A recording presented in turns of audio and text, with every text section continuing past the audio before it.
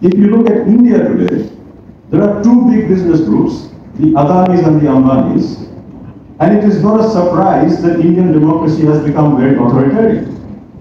Because it means that a political party which can bring into its fold 3 or 4 big businesses can dominate the economy. The Adanis by themselves supply 80% of India's solar power. Can you believe it? I mean, the Adanis and the Ambanis together dominate the Indian economy. It's an economy 10 times our size. A similar thing is happening in Bangladesh.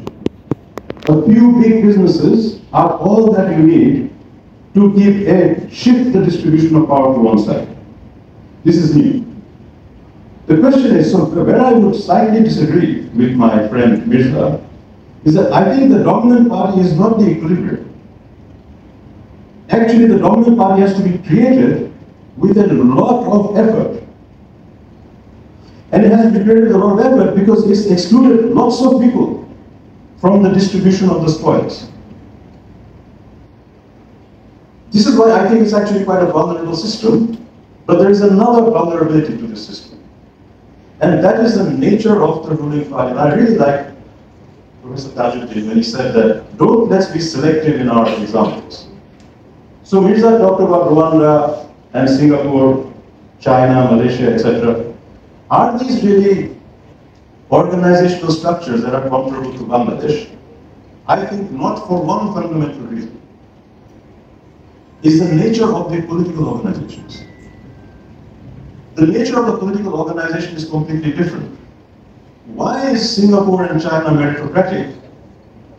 They're meritocratic because their political structures are organized in such a way that the top layers of the political structure can discipline the bottom layers of the political structure.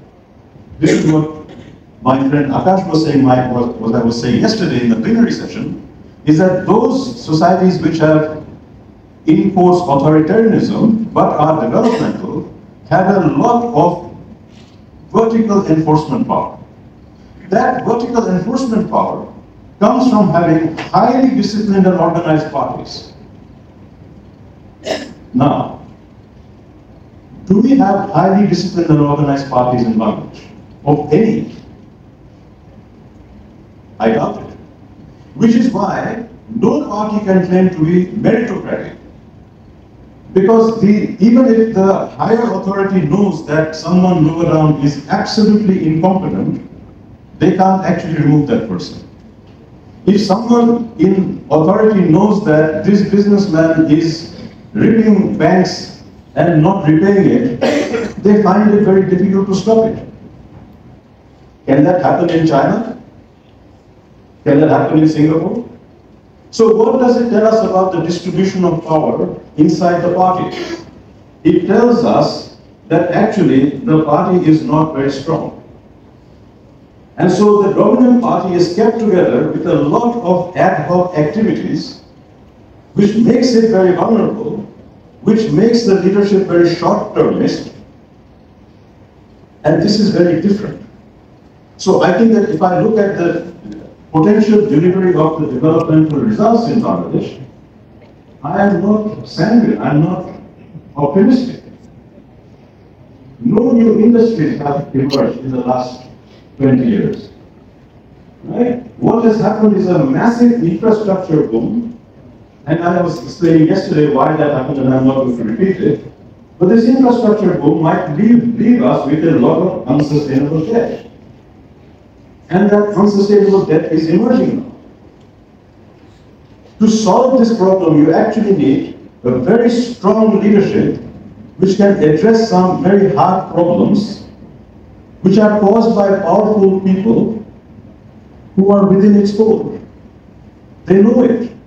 Can they address it? This is the challenge. Now, this is where prediction becomes implausible.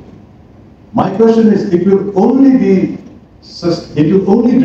deliver developmental success if it surprises us by being able to discipline its own supporters. I will be surprised if they can do it, because that is not how these parties are constructed. But they have to do it. If they are not able to do it, there will not be a developmental delivery. And then Professor Tajuddin's prediction will be correct. we will have some kind of, whether this will happen in 1 year or 10 years, we don't know. These growth stories can last for 20 years. But the fundamental problem is, there is an issue here about the distribution of power, which has changed in a way that has allowed one group to dominate. It's not a stable equilibrium, but it's also not development. And I think that opens us to the question of what is the response of civil society, of intellectuals, and so on. And here I'm going to be even more controversial. I'm going to say the only answer is, we have to develop alternative organizations which can challenge and put pressure on the ruling party to start delivering, or maybe even to take power on it. But I think that in a place like Bangladesh, relying on one dominant party to deliver is not a good idea.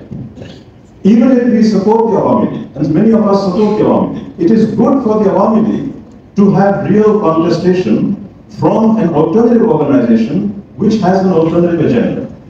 And I don't think this is from a normative perspective. So I started with this, right? You can say from a normative perspective, democracy is better. It may or may not be. But I'm saying from an economic perspective, from a developmental perspective, given the structure of hierarchical power in our societies, a Chinese type or Singapore type or even a Rwandan type authoritarian one-party state is not possible in Bangladesh. However much Awami League tries, it will not be able to construct that kind of party.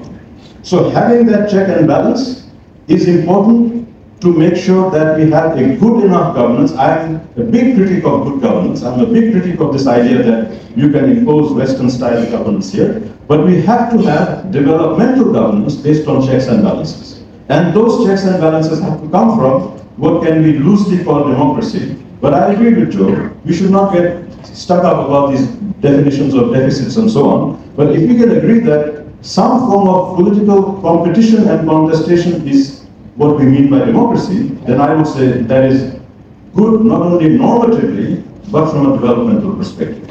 I'll stop there. Thank you. Thank you, Professor Mushtaq.